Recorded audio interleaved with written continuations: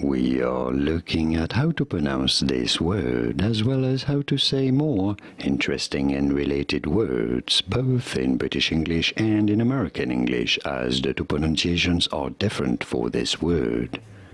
In British English, this is normally said as Archduke, Archduke, with a clear dew sound here.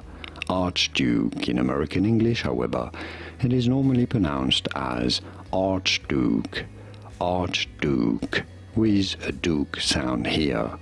Archduke in American English versus Archduke in British English. Did you get this? Was this any helpful?